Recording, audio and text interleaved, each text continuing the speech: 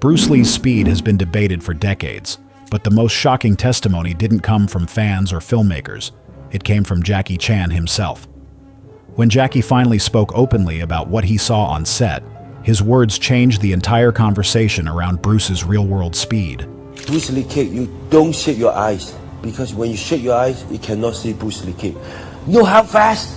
Bruce Lee's speed has been a subject of fascination, mystery, and debate for decades. The sheer velocity with which he moved, especially in his martial arts performances, has left audiences, experts, and even his contemporaries astonished. However, the most surprising and insightful testimony about his speed did not come from fans, martial arts enthusiasts, or even filmmakers trying to capture his movements on screen. Instead, it came from two of his fellow martial artists, both legends in their own right, Jackie Chan and Sammo Hung. When these two men, who themselves were known for their impressive martial arts skills, began to speak openly about their first-hand experiences with Bruce Lee, their revelations completely shifted the conversation surrounding his real-world physical capabilities. In the world of martial arts, speed has always been considered a crucial factor, but Bruce Lee's speed was something beyond the ordinary, something that pushed the boundaries of what was considered humanly possible. For Jackie Chan, who spent many years working in Hong Kong's action movie industry, it was not just a matter of admiration, it was a moment of realization. He described Bruce's speed not as a cinematic exaggeration, but as an almost unreal physical ability that defied the standard measurements of human movement. Sammo Hung, another legendary figure in martial arts cinema, shared similar insights. Their account of working alongside Bruce Lee did not just reaffirm the awe and respect they had for him, but they also highlighted something much more profound, the kind of speed that left them questioning the very nature of human movement. Their testimonies were not merely emotional reactions. They were rooted in their years of professional training, where every fraction of a second counted and every movement could be the difference between success and failure. What makes their stories so compelling is not just their fame, but the respect they command in the martial arts and film industries, but the fact that both Jackie Chan and Sammo Hung were trained in environments where timing and precision were essential. They did not rely on the exaggeration of myth. Instead, they gave a technical breakdown of Bruce Lee's physicality, which is something many fans and critics have struggled to do. When they speak of his speed, they aren't just offering praise. They're describing a phenomenon that redefined what was possible in human movement. In this video, we will delve into the specifics of what Jackie Chan and Sammo Hung experienced when they witnessed Bruce Lee's speed firsthand. Their stories provide unique insights into what made Bruce's speed so extraordinary and why, even today, it's still regarded as something that is nearly impossible to replicate. These are not mere anecdotes. They are pieces of evidence that help us understand Bruce Lee's true physical prowess, which, even decades later, still leaves us in awe. Jackie Chan and Sammo Hung's unique perspective. The debate surrounding Bruce Lee's speed has often been clouded by myths, filmic exaggerations, and fan-driven legends. But Jackie Chan and Sammo Hung, two icons in the world of martial arts and film, brought a level of insight to the discussion that can only come from people who have spent their lives honing their craft and perfecting their timing. Both Jackie Chan and Sammo Hung were not just fans of Bruce Lee. They were practitioners, fighters, and stuntmen whose entire careers were built around understanding, reading, and executing precise movements. They weren't swayed by the exaggerations of myth. They were trained in environments where timing wasn't suggestion. It was an absolute requirement. In their world, the smallest deviation from perfect timing could result in failure, injury, or worse. Their ability to recognize and judge speed wasn't based on emotional admiration for Bruce Lee's persona, but rather on years of training their reflexes and internal systems to register movement with extraordinary accuracy. Jackie and Sammo were both product of the Hong Kong Opera School, an institution known for its rigorous training and emphasis on physical discipline. Here, performers learn not only how to act, but also how to move with absolute precision. Every single movement had to land on an exact beat. There was no room for hesitation. No matter how small a movement might seem, it had to be executed with flawless timing. This environment didn't just teach them how to perform. It taught them how to perceive movement in a way that few other people could, and in their world, timing was everything. When they describe Bruce Lee's speed, Jackie and Sammo aren't just talking about something that impressed them on a personal level. They're discussing what they saw with their professional, finely tuned perception. They were surrounded by some of the fastest performers in the world. So when they encountered Bruce's speed, it wasn't simply an impressive display. It was a moment that made them stop and reassess their understanding of what was possible in human movement. Jackie Chan, for example, is known for his incredible reflexes and ability to execute complex stunts with flawless timing. His entire career is built on understanding exactly how movements unfold in space and time. In his own words, Jackie has explained that he spent much of his career trying to distance himself from comparisons to Bruce Lee. He wasn't interested in being seen as a mere copy of Bruce's physicality or martial arts style. Instead, Jackie built his own unique presence, incorporating acrobatics, humor, and his own flair for physicality into his work. Despite this, when Jackie first witnessed Bruce Lee's speed, he couldn't help but acknowledge it as something entirely different from what he had been trained to recognize as fast. Sammo Hung, likewise, followed a similar path. Known for his incredible physicality and iconic stunts, Sammo, too, spent his life training in an environment where speed and precision were paramount. When he first saw Bruce's speed firsthand, it was in a casual setting, far removed from the high-intensity filming environments. Bruce Lee's reputation had already preceded him, and like many others, Sammo was curious to see if the stories were true. What happened next, however, was something Sammo couldn't have anticipated. When Sammo attempted to test Bruce's speed by initiating a movement of his own, he quickly realized that his expectations were wildly off. Before Sammo's body had even completed the motion he had planned, Bruce's foot had already reached his target with stunning accuracy. There was no wind-up, no pause, and no preparatory shift that Sammo could rely on to signal the incoming strike. In that instant, Sammo saw Bruce's speed in a way that wasn't just about raw physical power.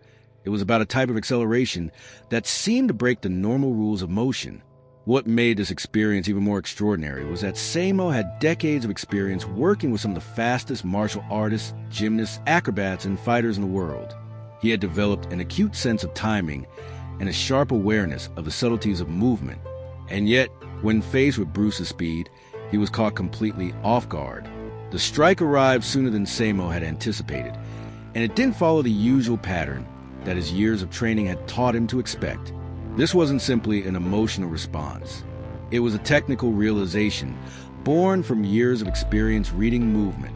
For Sammo, who had trained and worked alongside the best in the business, Bruce's speed was something entirely new. It didn't fit within the categories of speed he was used to reading.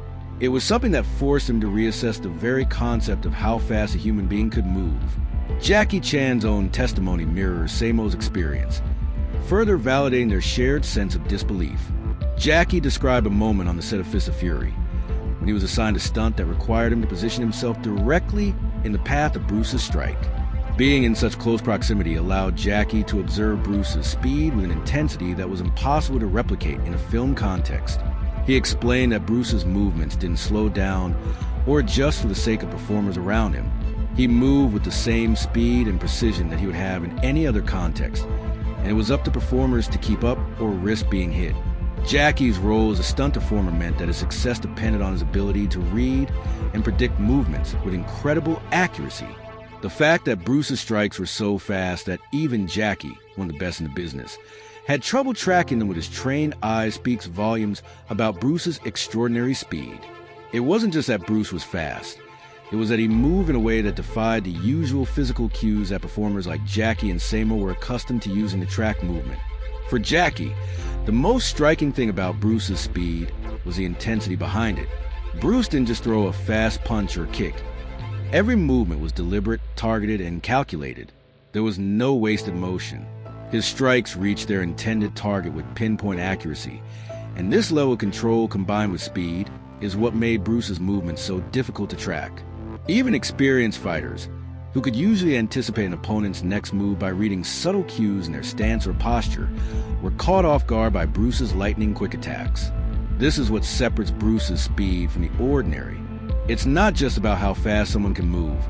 It's about how quickly they can execute a movement while maintaining complete control over its trajectory.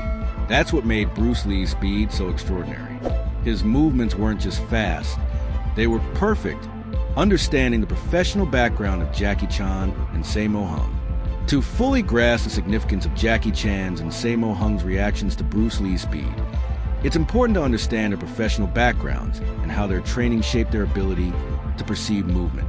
Both men came from highly disciplined training environments that focused on mastering timing, precision, and speed, qualities that are critical in the world of martial arts and stunt performance. Their deep understanding of movement and their finely tuned reflexes set them apart from most observers, which is why their accounts of Bruce Lee's speed are so compelling and credible. Both Jackie Chan and Sammo Hung trained in the Hong Kong Opera School, a traditional academy known for its rigorous, performance-based education. The curriculum of the opera school was not just about acting. It was about building a performer's body to perform complex acrobatic routines with flawless timing and coordination. This environment taught them to move in unison with music, to feel the rhythm of their body, and to perform with an exacting sense of timing. At the school, students spent countless hours rehearsing their moves, performing movements over and over again until they were ingrained into their muscle memory. The emphasis on precision and repetition in the Hong Kong Opera School created a unique skill set in both Jackie and Sammo. Their training didn't just focus on the physical aspects of movement, it also honed their ability to read and anticipate the movements of others. This skill, developed over years of intense practice, became a crucial part of their careers in film and stunt work. When Jackie and Sammo began their careers in the Hong Kong film industry, they weren't just performing martial arts. They were also reading and responding to the movements of other performers, adjusting their timing and position to stay safe while delivering precise action sequences. In the world of stunt performance, timing is everything. A fraction of a second can mean the difference between a perfectly executed stunt and a disaster. The slightest mistake, whether a misstep, a delay in movement, or an incorrect reading of timing, could result in injury. The level of skill that Jackie Chan and Sammo Hung brought to their work wasn't just about strength or speed. It was about an acute awareness of every detail in a movement. They developed the ability to assess, almost instinctively, the speed at which a punch or a kick would land, the distance between them and an approaching strike, and how quickly they needed to move to avoid it. Their training and experience made them some of the sharpest judges of speed in the business. This brings us to the moment when they encountered Bruce Lee. Both Jackie and Sammo had seen fast martial artists before. They had worked with them, trained with them, and even faced them in combat. But Bruce's speed was different. It didn't fit the patterns they were used to. When they first witnessed Bruce Lee in action, they didn't just see a faster-than-usual punch or kick. They saw something that forced them to recalibrate their understanding of what was physically possible. Bruce Lee's movements were not only fast, but they were fast in a way that defied the typical progression of a strike. The acceleration phase of his movements was shockingly short, and the time between the start of strike and the moment of contact was compressed to a degree that left even experienced performers like Jackie and Sammo struggling to keep up. The fact that they both found Bruce's speed so difficult to track speaks volumes about how extraordinary it was. These were men whose careers depended on their ability to anticipate movement. Yet Bruce Lee's actions made them question their own abilities. For Sammo Hung, when he tried to test Bruce's speed, he quickly found himself outpaced, unable to keep up with the speed at which Bruce could execute a strike. This wasn't a matter of simply being impressed by someone's technique. It was a fundamental shift in how they understood the nature of human movement.